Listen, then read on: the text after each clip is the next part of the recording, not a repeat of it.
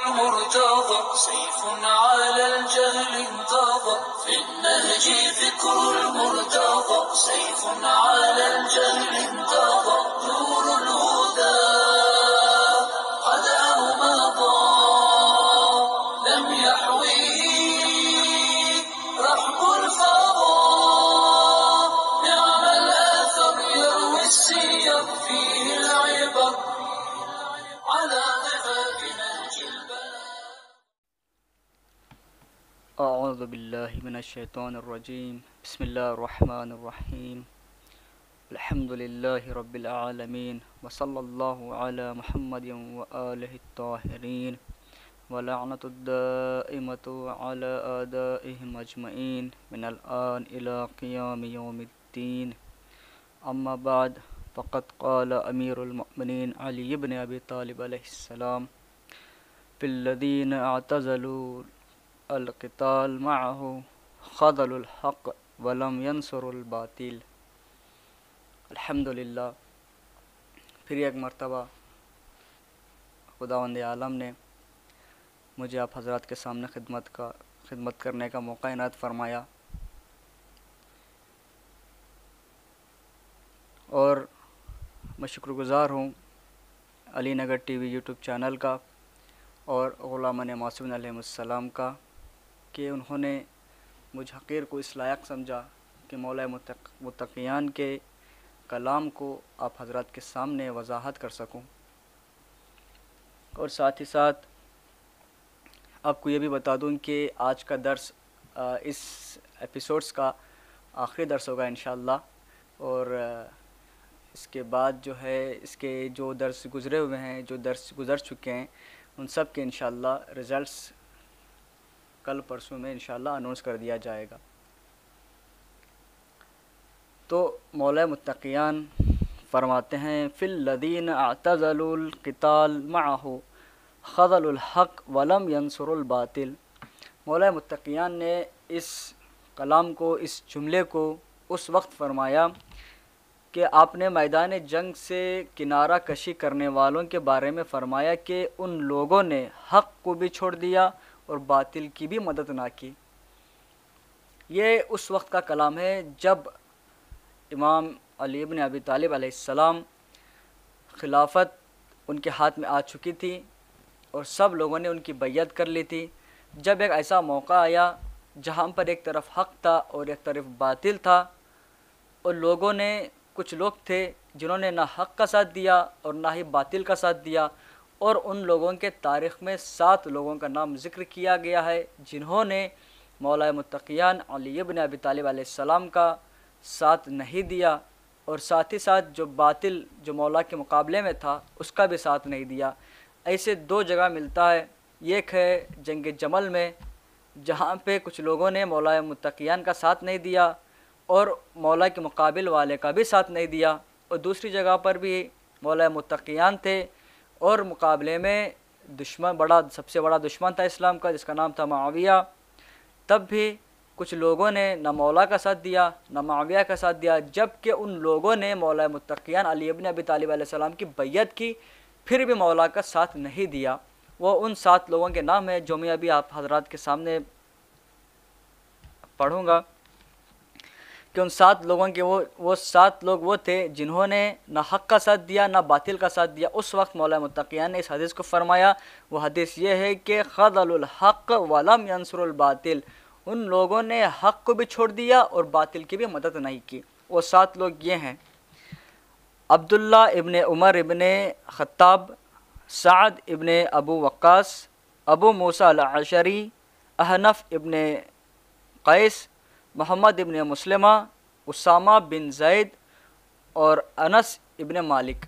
ये वो 7 लोग हैं जिन्होंने ना हक़ का साथ दिया ना बातिल का साथ दिया। ये एक तरीके से मान लीजिए न्यूट्रल हो गए, यानी ना हक़ का साथ देना ना बातिल का साथ देना, यानी न्यूट्रल, भाई ना हम हक़ का साथ देंगे ना बातिल का साथ देंगे। जबकि रसूलुल्लाह सल्लल्लाहु अलैहि वसल्लम ने हदीस फरमाई, बहुत प्यारी हदीस फरमाई, जो कि मौला मुत्तक़ियान की फ़जीलत के लिए ये एक हदीस सबसे बड़ी है, जो उनकी फ़जीलत को बयान करती है कि अली हक़ के साथ हैं और हक़ अली का साथ है। तब भी इन 7 लोगों ने मौला मुत्तक़ियान का साथ नहीं दिया और ना ही बातिल का साथ दिया। और तब मौला मुत्तक़ियान ने फरमाया कि आपने ना हक़ का साथ दिया और ना ही बातिल की मदद की, जबकि इसका मतलब यही होता है कि वो लोग बातिल की हिमायत किए हैं। और इसी तरीके से करबला में भी हुआ। करबला में क्या हुआ? करबला में कुछ लोग थे, उन्होंने जुल्म किया, कुछ लोग थे कत्ल किया, और कुछ लोग वो भी थे जो शामिल नहीं थे। कूफे वालों ने क्या किया? ना ही मौला का साथ दिया और ना ही मौला के मुकाबले में जंग करने गए। यानी अक्सर थे, यानी कुछ लोग जो है ना मौला का साथ दिया और ना ही मौला के मुकाबले में आए। तो उनके लिए मौला ने ज़ियारत वारिसा में चंद जुमले इरशाद फरमाए हैं, उन पर लानत करते हैं। कहते हैं कि वलअनल्लाहु उम्मतन क़तलतका वलअनल्लाहु उम्मतन ज़लमतका वलअनल्लाहु उम्मतन समिअत बिज़ालिका फरदियत बिह। अल्लाहु अकबर। यहाँ पे मौला ने ज़ियारत वारिसा में ये 3 जुमले ऐसे फरमाए हैं जिसको सुनकर इंसान अंदर से झंझोड़ जाता है कि मौला क्या फरमा रहे हैं कि खुदा की लानत हो उस उम्मत पर जो मौला हुसैन को कत्ल किया, और खुदा की लानत हो उस उम्मत पर जिन्होंने मौला पर जुल्म किया, और खुदा की लानत हो उस उम्मत पर भी जिन्होंने जुल्म को सुना और कुछ नहीं किया। इसका मतलब यही हुआ कि यहाँ पे 2 पार्टीज हो रही है, एक बातिल की और एक हक़ की। और यहाँ पे ये हो रहा है कि ना कुछ लोगों ने हक़ का साथ दिया और ना ही बातिल का साथ दिया। इसकी मिसाल यही है कि जो कूफे के कुछ लोग थे जिन्होंने ना हक़ का साथ दिया और ना ही बातिल का साथ दिया। हमें कोशिश ये करनी चाहिए, चाहे जो भी दौर हो, चाहे किसी का भी दौर हो, हमें हक़ का साथ कभी नहीं छोड़ना चाहिए, बातिल की हमेशा मुखालिफत करनी चाहिए।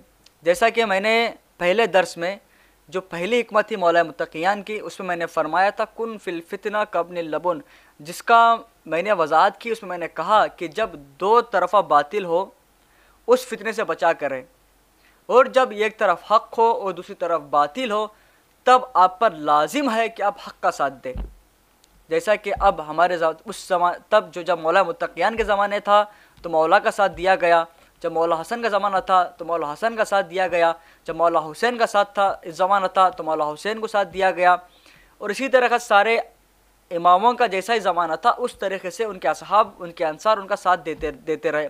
और अब बारी है हम लोगों की, अब ये दौर है हमारे इमाम का, हमारे इमाम ज़माना अल्लाह ताला फ़र्ज शरीफ का, खुदाया उनके ज़हूर में ताजिल फरमा, तमाम शियान मोमिनीन को उनके अवान व अंसार में शुमार फरमा कि अब हमारी ज़िम्मेदारी क्या होती है कि मौला अब हमारे नज़रों के सामने नहीं है। अब मौला तो अब ना जंग करेंगे और ना ही जंग की दावत देंगे, अब मौला गैबत में है। अब हम मौला का साथ कैसे दें? हम लोग करें क्या? हम लोग ये कर सकते हैं कि जहाँ जहाँ जुल्म हो रहा है उस जुल्म के ख़िलाफ़ आवाज़ उठाए, क्योंकि मैंने पहले भी इरशाद फरमाया ज़ियारत वारिसा में मौला ने जो जुल्म सुनकर जो खामोश होते हैं उन पर भी लानत की है। तो इस बात को ध्यान में रखिए, इस बात को याद रखिए कि जहाँ जुल्म होता है उस जुल्म के ख़िलाफ़ आवाज़ उठाना भी आप पर लाजिम है और आपका फ़र्ज़ है।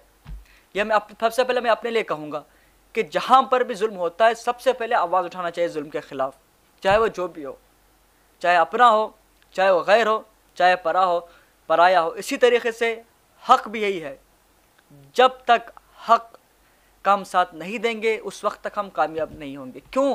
क्योंकि हक़ अली के साथ है और अली हक़ के साथ है। इसीलिए हमें हमेशा हक़ का साथ देना चाहिए। जब तक हम हक़ का साथ नहीं देंगे हम फलाह व कामयाब नहीं हो पाएंगे।